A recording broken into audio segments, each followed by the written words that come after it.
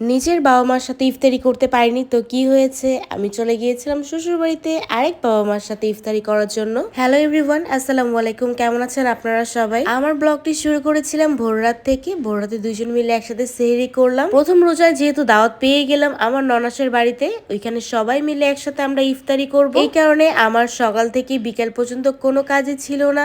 আসর নামাজের পরেই চলে গেলাম ননাসের বাড়িতে। রাস্তায় এত পরিমাণ মানুষের আনাগোনা ছিল, যেহেতু প্রথম রোজা বলে কথা, প্রত্যেকটা মানুষই অনেক রকমের খাবার কিনতেছিল বাইরে হোটেল থেকে। আপু কিন্তু অনেক রকমের আইটেম তৈরি করেছিল আর সবাই মিলে একসাথে বসেছি ইফতারি করার জন্য। সবাই মিলে যে কোনো খাবারই খান না কেন, খেতে কিন্তু অনেক বেশি মজা লাগে। আপনারা কে কোথায় প্রথম রোজার ইফতারি করেছেন অবশ্যই কিন্তু সুন্দর সুন্দর কমেন্টে জানাতে পারেন। ছেলে মানুষ সবাই চলে গেল নামাজ পড়তে, আমরাও ঘরে নামাজ পড়ে আমি বসে বসে তরমুজ খাচ্ছিলাম। এরপর ভাইয়া নামাজ থেকে এসে মুড়ি ভর্তা মাখলো, সবাই মিলে একসাথে মুড়ি ভর্তা খেলাম। খেয়ে কিছুক্ষণ রেস্ট করলাম, রেস্ট করে বের হয়ে পড়লাম বাসায় চলে যাব। যেহেতু বাসায় আসার সময় কিছু টুকিটাকি জিনিস দরকার ছিল, ওগুলো নিয়ে আসলাম। বাসায় এসেই আমার যেহেতু দ্বিতীয় রোজার সেহরির জন্য রান্না করতে হবে, তেমন কিছু রান্না করব না। প্রথমে ভর্তার জন্য বেগুন আর টমেটো কেটে বসিয়ে দিয়েছিলাম। এদিক দিয়ে আমি শাক বাছতেছিলাম। শাক বাছতে বাছতে আমার গ্যাসটা চলে গেল। ওইখানে গ্যাসওয়ালা এসে আমার গ্যাসটা লাগিয়ে দিচ্ছে, যেহেতু আমরা সিলিন্ডারে গ্যাসে রান্না করে থাকি। আর এদিকে আমি ইলেকট্রিক চুলাতে আমার শাকটা বসিয়ে দিয়েছিলাম। আমার শাক হয়ে গিয়েছে, ওদিকে দুধ বসিয়ে দিয়েছি, দুধও আমার হয়ে যাচ্ছে প্রায়। আমি যেহেতু রাইস কুকারে ভাত রান্না করে থাকি, আমি রাইস কুকারে বসিয়ে দিই, ইজিলি ভাতটা সুন্দর রান্না হয়ে যায়। আজকে ভেবেছি রাতের বেলা চিয়া সিড খাবো, এই কারণে নতুন প্যাকেটটাই সুন্দর করে খুলে নিলাম। আমি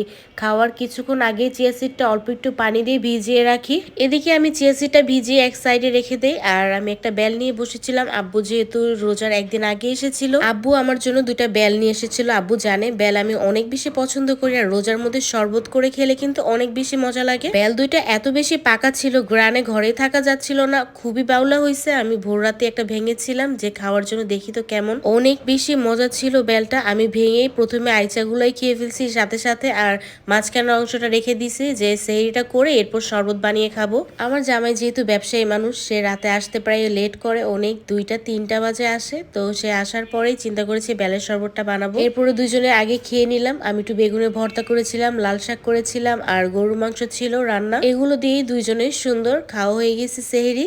সেহরি খাওয়া শেষ করে এরপর আমি চলে গেলাম বেলের শরবতটা বানিয়ে খাবো। কখন, আমার তো আর মন মানতেছেই না। বেলটা যেমন বাউলা ছিল ঠিক তেমনই এত বেশি মিষ্টি ছিল, আমার ওরকম একটা চিনি দেওয়াই লাগে নাই। বেলটা অনেক বেশি মজা ছিল। সারাদিন যেহেতু রোজা থাকবো, এই কারণে ঠান্ডা পানি দিয়ে গুলিনি, নর্মাল পানি দিয়েই গুলে দুজনে মিলে খেয়ে উঠেছি। কারণ ঠান্ডা পানিটা আরো বেশি তৃষ্ণা লাগায়। আমার জামাইও তো অনেক বেশি পছন্দ করেছে বেলটা খেয়ে। আজকে নাকি তার শরীরটা বেশ খারাপ লাগতেছিল, আজকে অনেক দৌড়াদৌড়ি করছে, এই কারণে সে আর দুধ খায়নি। আমি এরপর দুধটা নিয়ে একটু চিয়া সিড দিয়ে এরপর হরলিক্স দিয়ে খেয়ে নিলাম। আমরা দুইজন এমনি নর্মালি দুধ খাই প্রতিদিন, দুইজনে 2 গ্লাস, কিন্তু আজকে সে খাবে না, এই কারণে আমি করলাম কি, সুন্দর করে হরলিক্স আর চিয়া সিড মিক্স করে খেয়ে দিলাম। আমার ভিডিওটি এই পর্যন্তই। আশা করি আপনাদের ভালো লাগলে অবশ্যই বেশি বেশি করে লাইক কমেন্ট শেয়ার করে দিবেন। আপনারা কে কিভাবে কোথায় ইফতারি করেছেন অবশ্যই জানাতে পারেন। সবাইকে আল্লাহ হাফেজ।